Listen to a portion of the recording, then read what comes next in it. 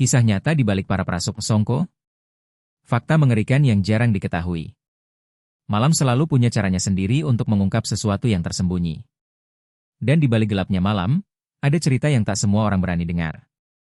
Film Para Prasuk Songko yang rilis pada April 2026 bukan sekadar tontonan horor biasa. Banyak yang mengira ini hanyalah karya fiksi yang dibumbui elemen budaya lokal.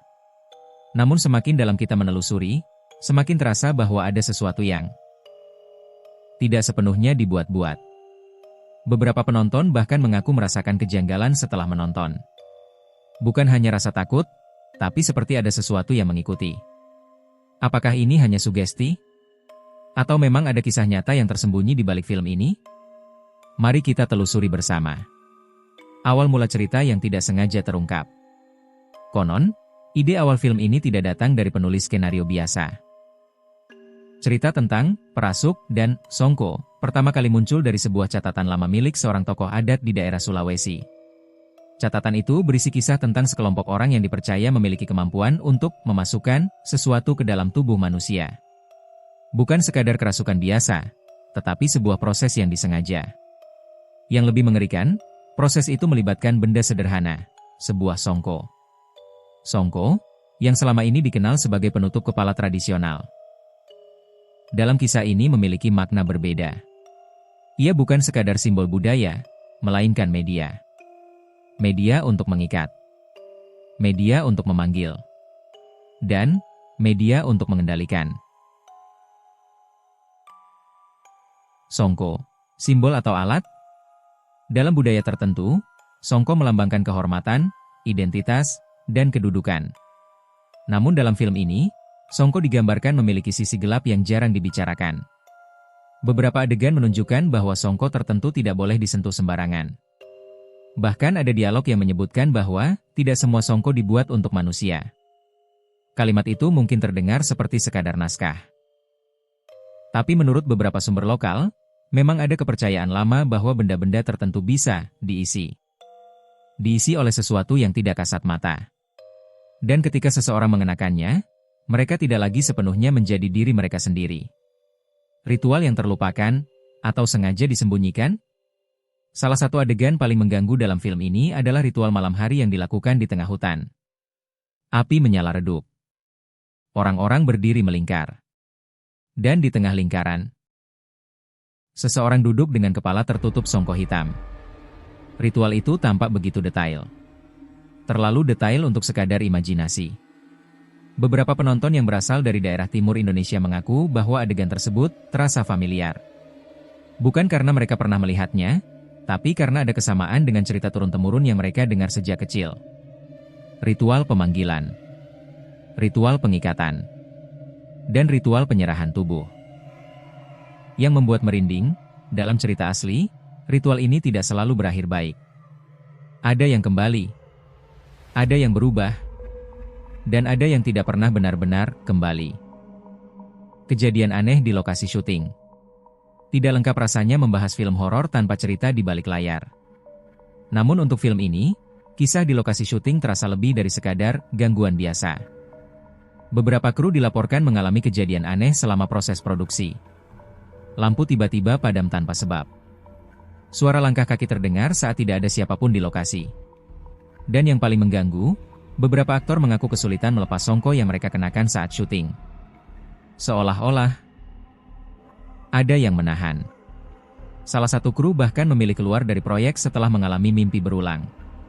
Dalam mimpinya, ia melihat sosok tanpa wajah yang terus memanggilnya, sambil menunjuk sebuah songko yang tergeletak di tanah. Sejak saat itu, ia menolak kembali ke lokasi. Batas tipis antara akting dan kenyataan. Dalam beberapa wawancara, pemeran utama film ini sempat mengatakan bahwa ada momen di mana ia tidak merasa sedang berakting. Ia menyebutkan bahwa saat mengenakan kostum lengkap, terutama songko, ia merasakan perubahan emosi yang sulit dijelaskan. Marah tanpa alasan. Takut tanpa sebab. Dan, seperti ada dorongan untuk melakukan sesuatu yang bukan kehendaknya sendiri. Apakah ini hanya metode akting yang terlalu mendalam? Atau ada sesuatu yang ikut masuk saat proses tersebut berlangsung? Cerita dari penonton, sugesti atau pengalaman nyata?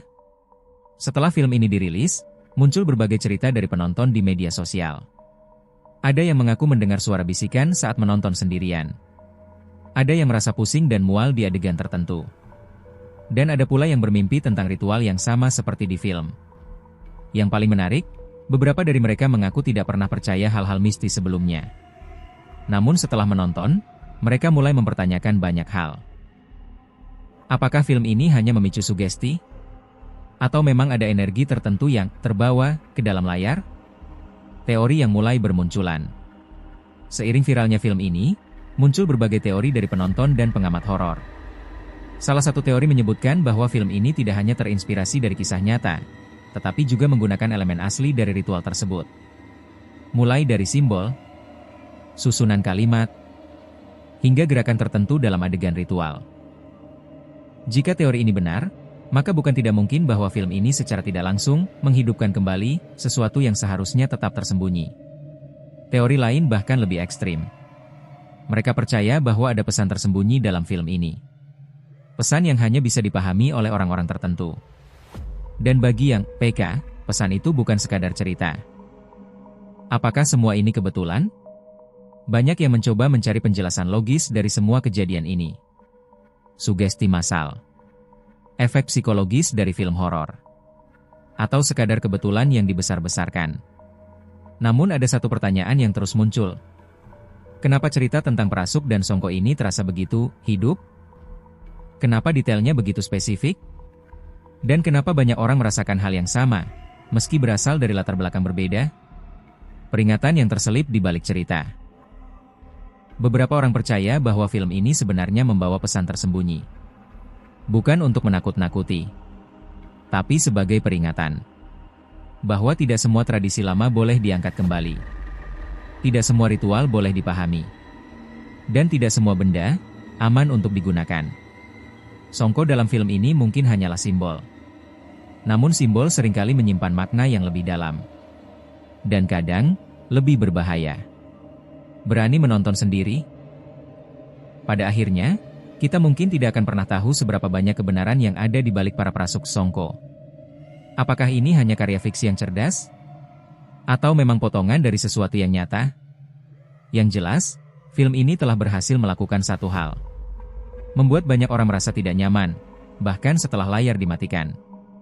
Jadi, jika kamu berencana menonton film ini sendirian di malam hari, mungkin ada satu hal yang perlu kamu ingat. Jika kamu melihat sesuatu yang tidak seharusnya ada, atau mendengar sesuatu yang tidak bisa dijelaskan, jangan langsung percaya bahwa itu hanya imajinasi. Karena dalam beberapa cerita, yang paling menakutkan bukanlah apa yang kita lihat, tapi apa yang sebenarnya melihat kita.